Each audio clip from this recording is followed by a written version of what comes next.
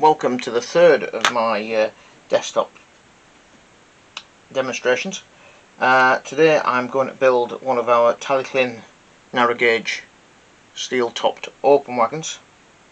The kit comprises of a small etch, a 3D printed plastic chassis and some Allen Gibson wheels. So first of all,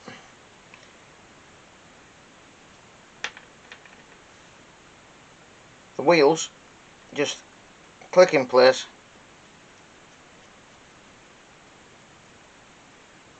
which I have a tendency to do after I've assembled everything.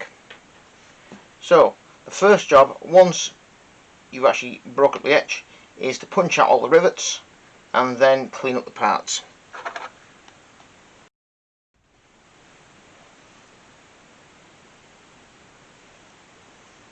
I sometimes find it easy to actually hold the smaller parts in a pair of pliers while just taking the edge off the burrs with a needle file. This bit's a corner piece which will fit inside the wagon, so it needs folding up.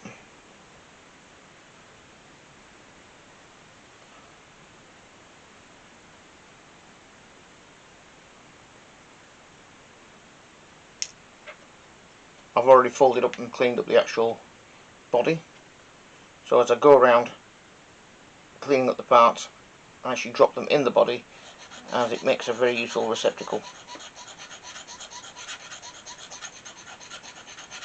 This bit is the latch at the top of one of the side doors.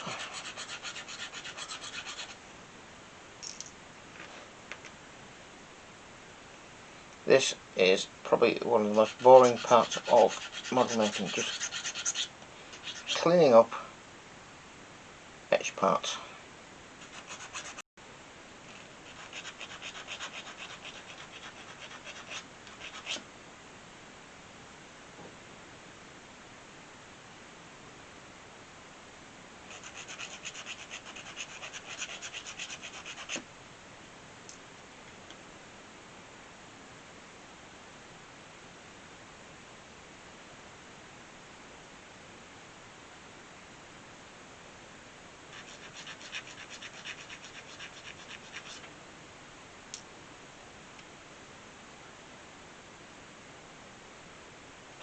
One of the effects of riveting small pieces of brass is they have a tendency to distort, but you don't want to undistort them too much because that would actually flatten the rivets.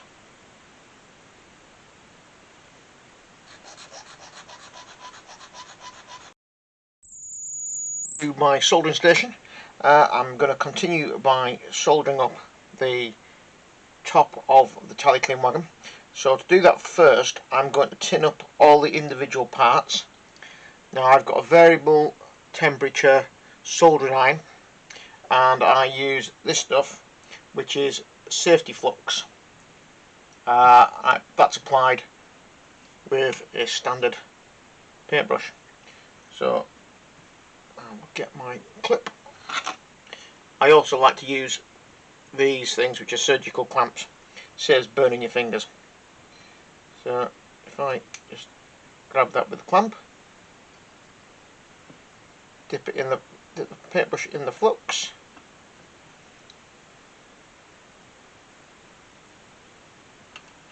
then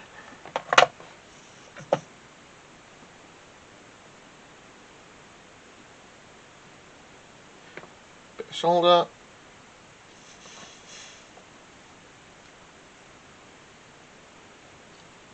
and that's the first one done.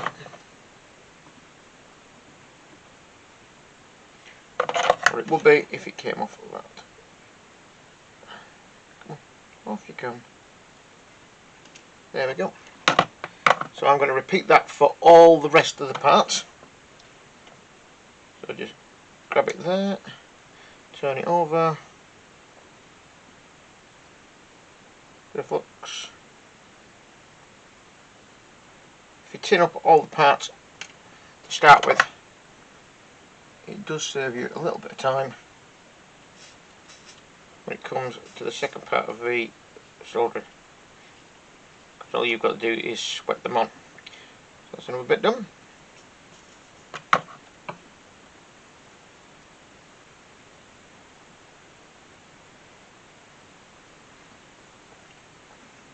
It's quite quick.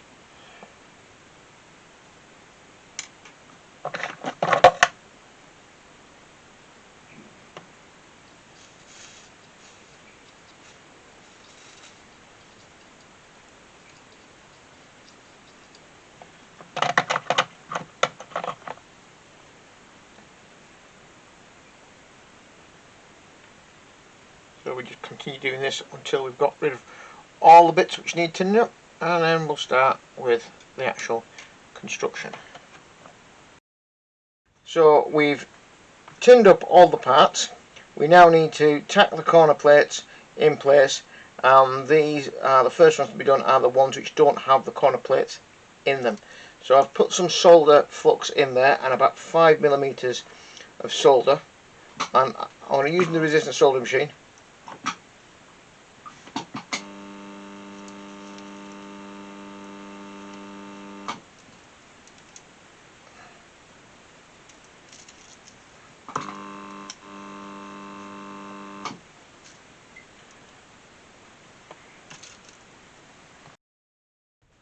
So now we take the bottom strapping piece, and that needs a little bit of trimming off, so we'll trim that off. So we've got the bottom piece of strapping in place, and again give it a quick blast with the resistance soldering machine, and then go to the ends and do exactly the same. And that's that one in. Next we're going to take a corner piece, pop that in there, put some more flux on,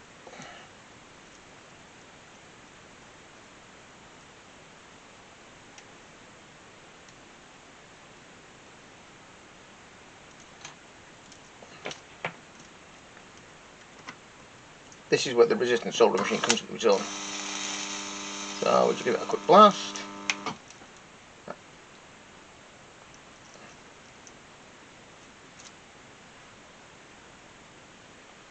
That's that one in.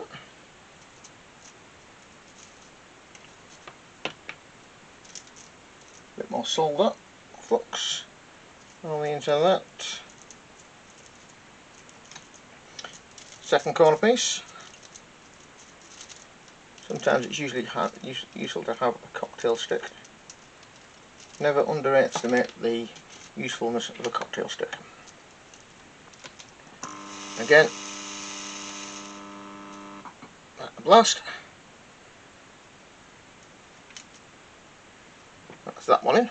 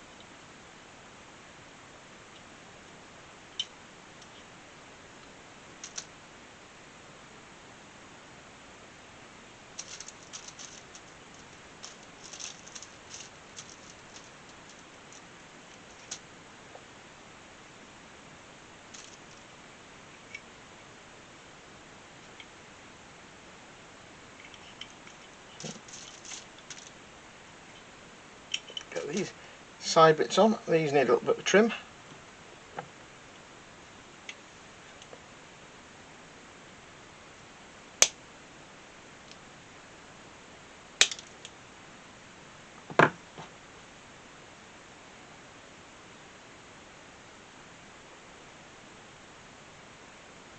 Try not to distort them.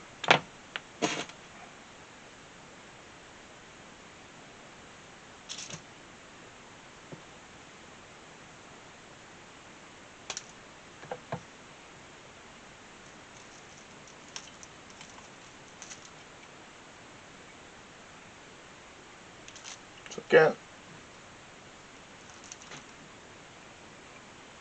plenty of flux.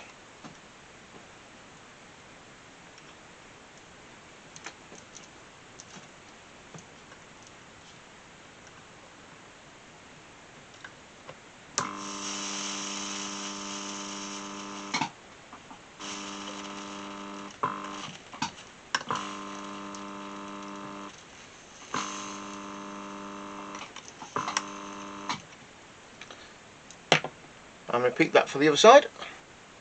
With the next bit, it's a bit more tricky because these actually have a distinct side to them. There is actually a half-edge line towards the end, and that is so you can line up the next bit on top. So with this one being quite small and tricky, I'm going to use some of these miniature pegs from Tal-y-llyn Emporium.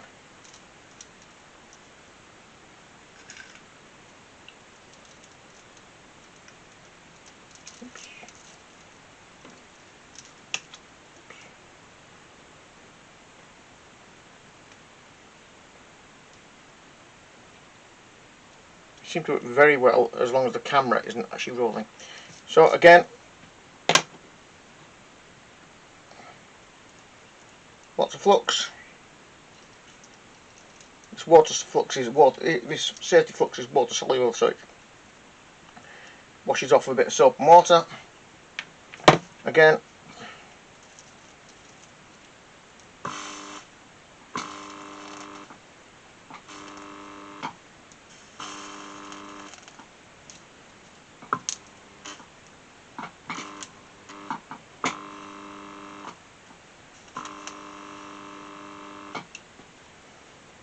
and that's that one done.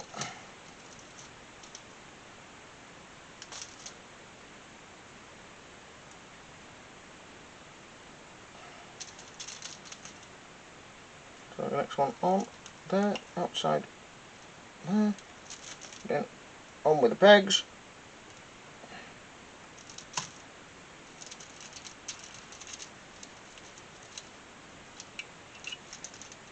As it would be if I had my fingers.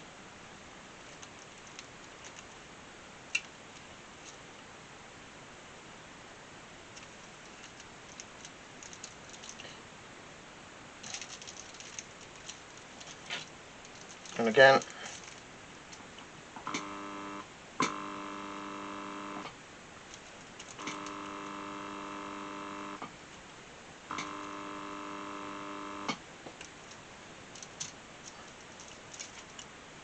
that's that bit on.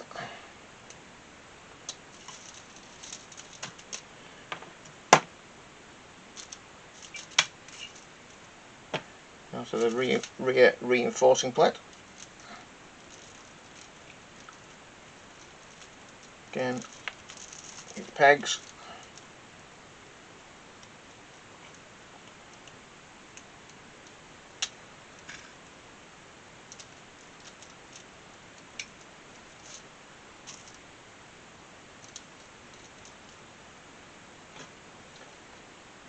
Some flux.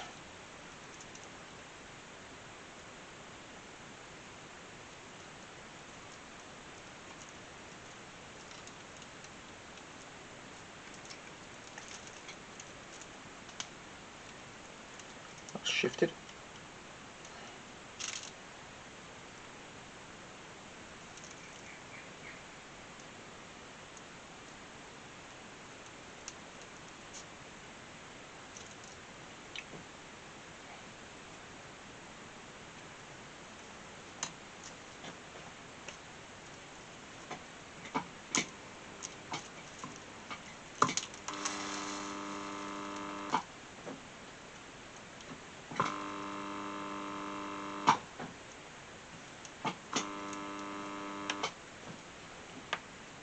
So there are now just 3 more parts to fit.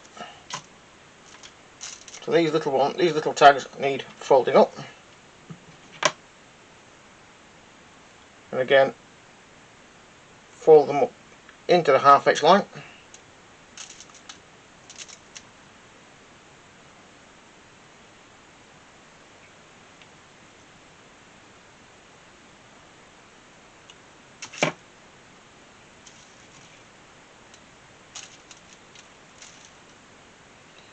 and using your surgical clamp to grab the end.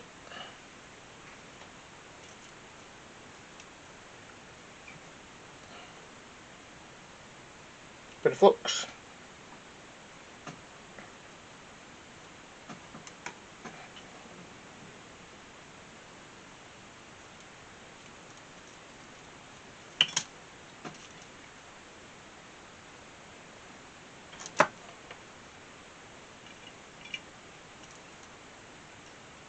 This is where a steady hand really comes and pays off. And today I do not have a steady hand. Let's try this a different route.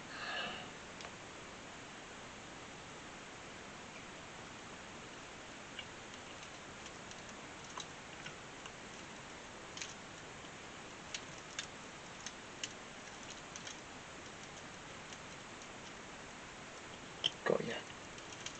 So that's now fixed in place. I can just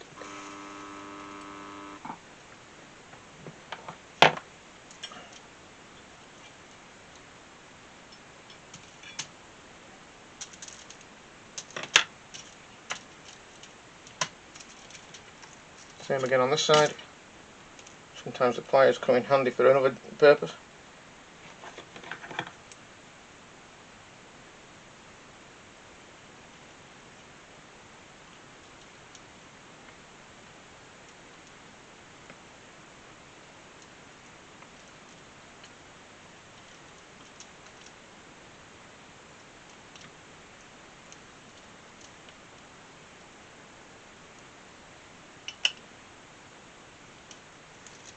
So again, that's held there.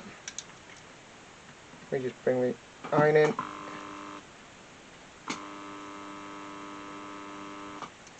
And that's that soldered on. So only the one more thing to solder on now, and then this can go and get washed. So where's our last piece? Our last piece there. And that goes across.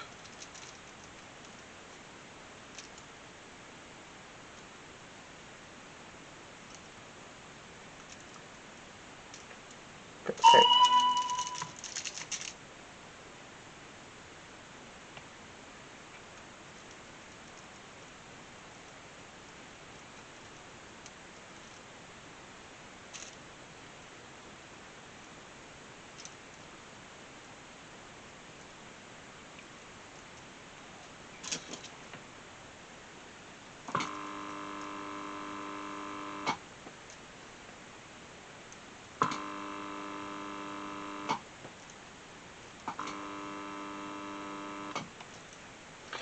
And that's the top of the wagon done. Welcome back to the assembly area. In the meantime, I've actually glued the chassis onto the actual box we soldered up earlier, and I've added the two retaining plates, which, if my fingers get out of the way, there and there, which overlap the buffer beam and the box. In reality, they hold the bottom of the door on. They go on the end, which has got the tags on. Right, so the last thing to do with this is fit the wheels. So these, very simple, no bearings required because of the material. You just literally bend the chassis out of the way slightly, and if that's the plan,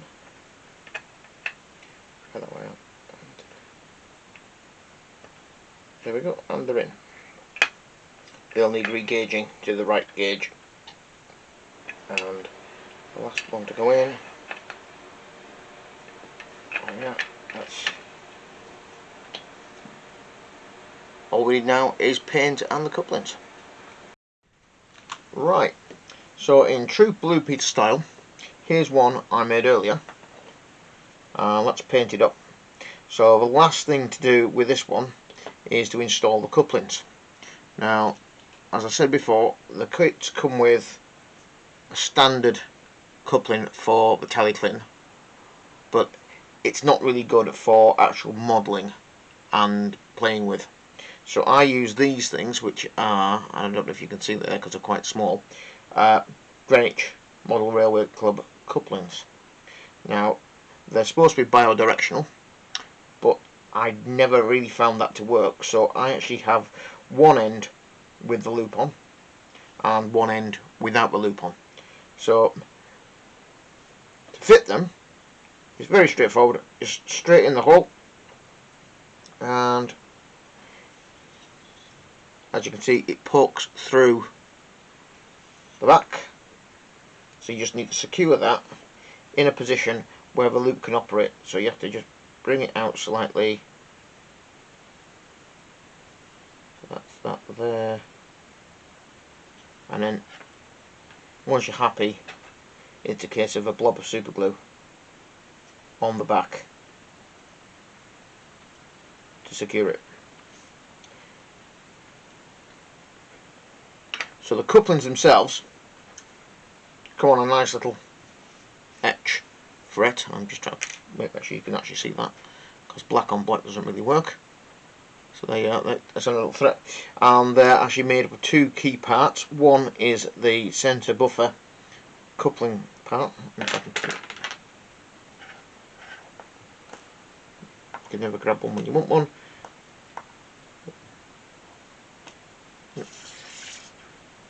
That's, again, you can see it against my hand. They're not very big. They're actually designed for 009, and so they're not very obvious when you actually use them. Very easy to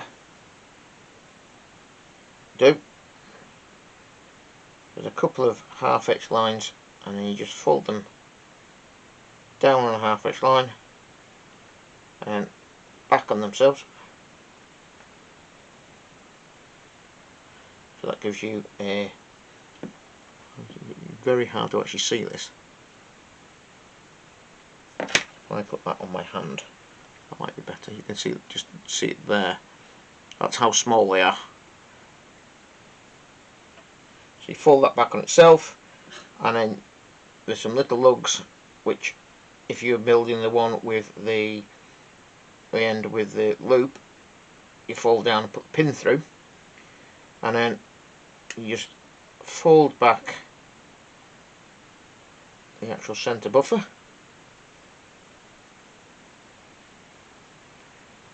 so it doesn't lock when you're coupling it, and that's it. So that goes in the other end of the wagon, as tight up as possible,